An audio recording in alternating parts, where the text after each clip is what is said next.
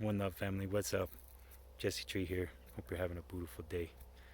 Just wanted to share a little about something that's been deep in my heart mind in the last several weeks, and that's the Buddhist concepts of the eight worldly concerns.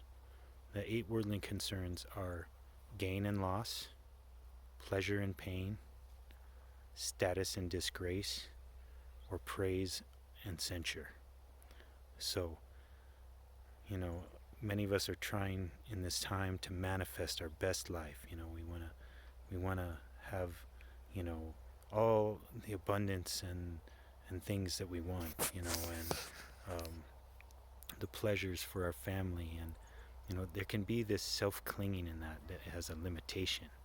And as we're trying to manifest a new world, we see so much craziness in the world, so much pain, so much division, war.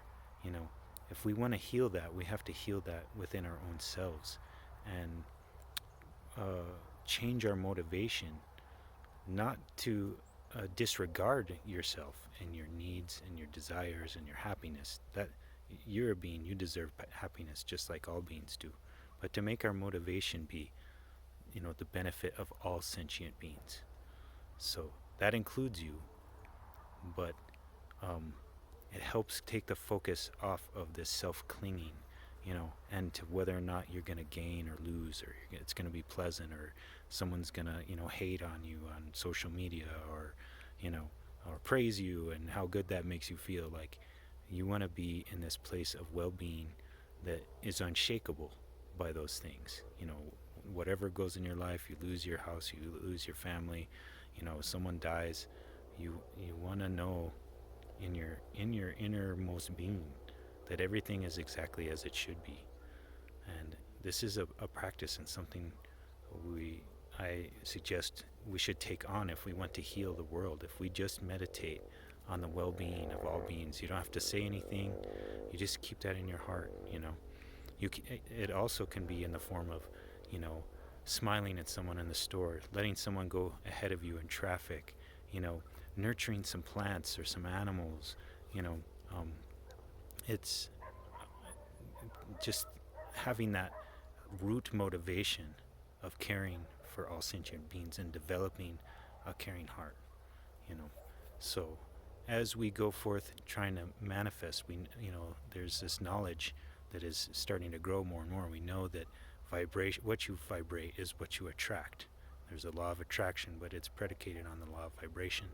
So if you want pleasure, you want happiness, you want benefit and generosity and love, then that's what you need to put out, right? Because that's, as Wayne Dyer says, you can't squeeze oranges and expect to get apple juice. You know, it's the same thing with vibration. You want you want all those things. Disregard what's showing up in your life and put the energy into, because that's the karma from the past, and it's going to ripen and develop as it should.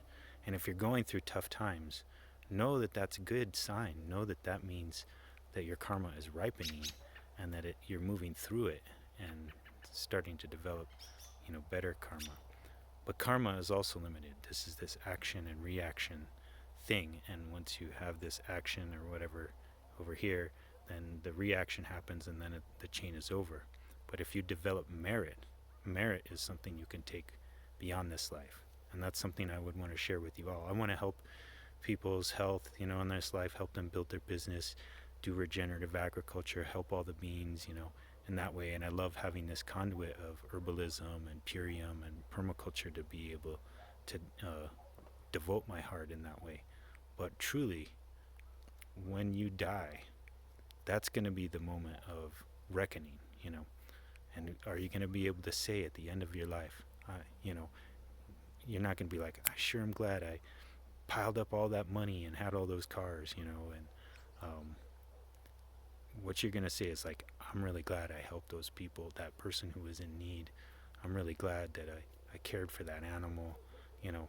Um, that's what a loving heart, that loving heart and that merit is something we can carry into our next life, and that it will predicate good karma in the next life, and the development of merit as a habituation, just habituating your mind and your heart to directing it towards the well-being and benefit of all beings, is the best thing you could do for your own life and the life of the whole world. And if we all just did that, Buddha has this saying, if we made just one person happy and that was ourselves, and everyone did that, we'd have world peace. But if we take it another notch up and think about, I'm going to develop my own happiness and well-being, and from that place I'll be pouring over and pouring in to other beings as much love and benefit that I've directed toward myself, and then it just builds. And if we all just did this, we'd be living in a beautiful world. So, but it starts with your own mind, your own heart. So anyway, hope you got something from this, family. Pay attention to the 8 worldly concerns and grow into the most beautiful form of yourself. You're all natural Buddhas, every one of you. Every being is precious, and I'm offering you love and gratitude for your place in this world. Let's take it up a notch. All right, bless, family.